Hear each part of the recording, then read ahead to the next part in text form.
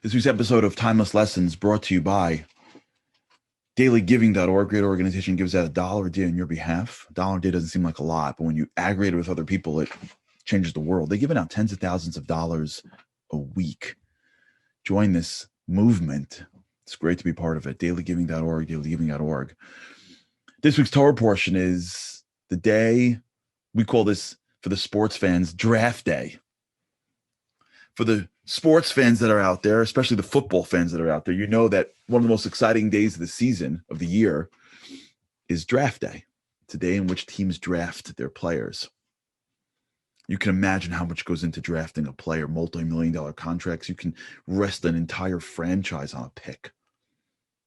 The whole future of your franchise can change based on one pick, and scouts spend months putting together reports on reports and reports till finally the team gets to pick their pick. Now, if you're the team with the number one draft pick, forget about it.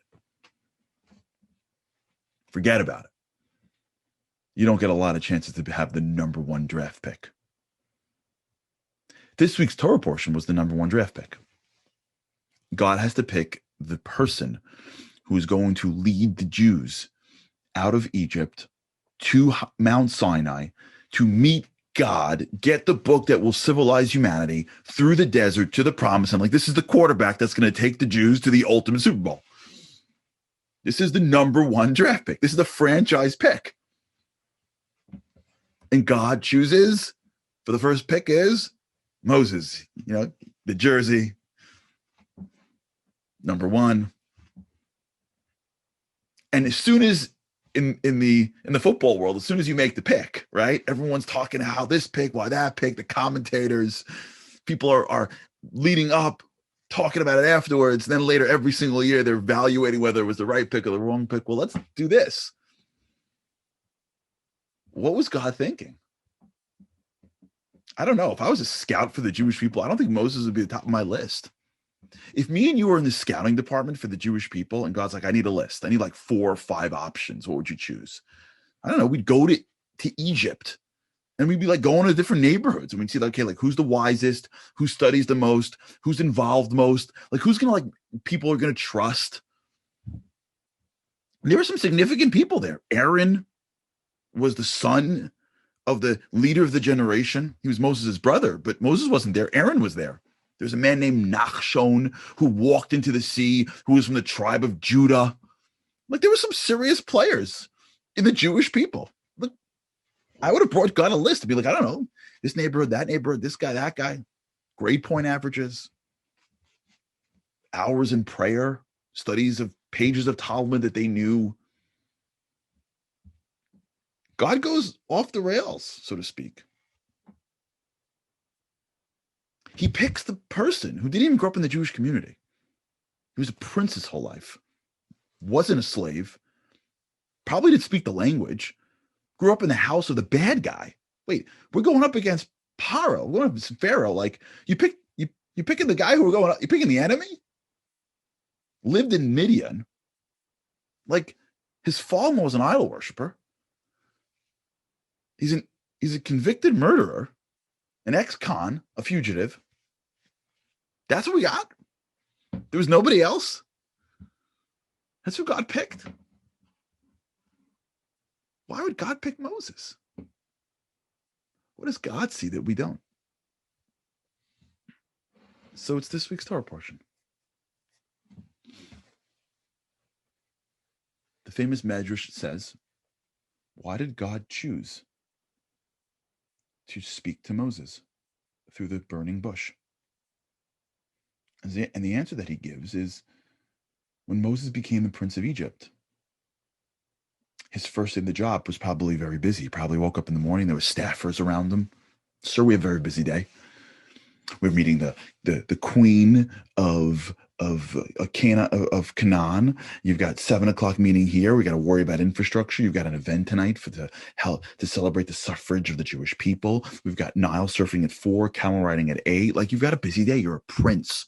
And by the way, Egypt was the epicenter of civilization. You're the prince of the most powerful monarch on the globe. What did Moses do on his first day on the job? So the Torah tells us. Vayihi bayimim hahem, vayigdal Moshe. Moshe became prince. What did he do? First day? Vayetze el Echav. He said, guys, clear my schedule.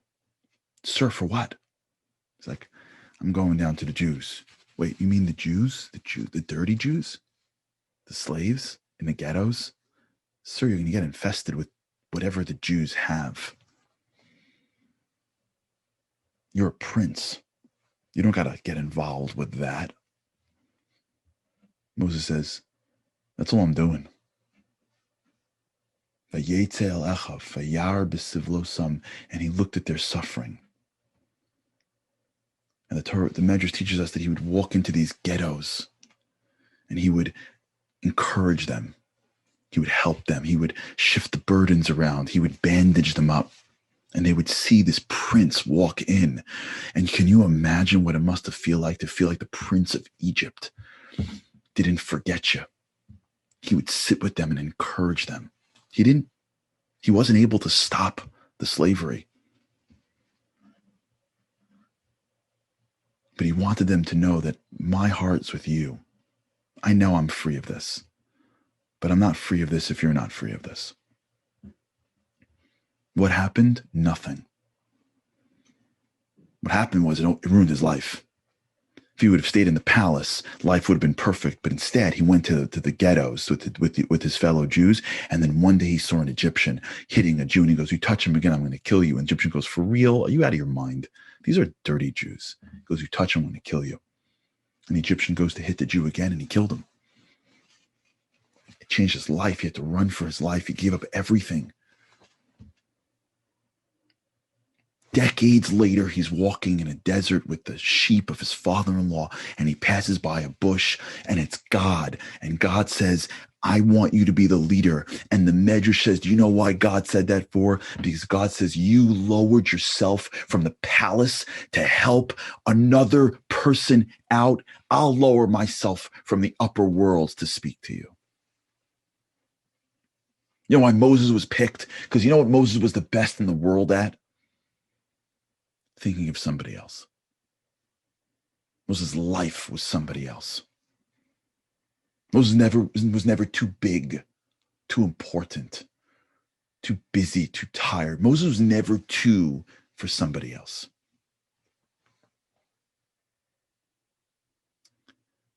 What's greatness in God's eyes? Yes, we should achieve great things in life and win academically and financially. That stuff, God bless us. We should have everything we want. But greatness in God's eyes is our ability to be there for each other. Greatness in God's eyes is whether we feel for each other. Whether your joy is my joy and your pain is my pain. Greatness is when I walk through the world and I'm not thinking what you can do for me. I'm thinking what I can do for you. The number one pick in God's eyes are the people that think of the other people. God's not impressed with wealth and wisdom. He gives that to us. God's impressed with care and empathy. God's not impressed with scholarship. God's impressed with kindness. Now, we should be scholars. We should do everything right. We should study. We should learn. We should pray, of course. But the true measure of greatness is when I look around and ask myself, what can I do for others? Because when me and you are one, God looks down and realizes, you got it. To me, that's true greatness. And when I'm picking someone, God says, the leader that I want is the person who exemplifies and knows that. That in Judaism is the real number one draft pick.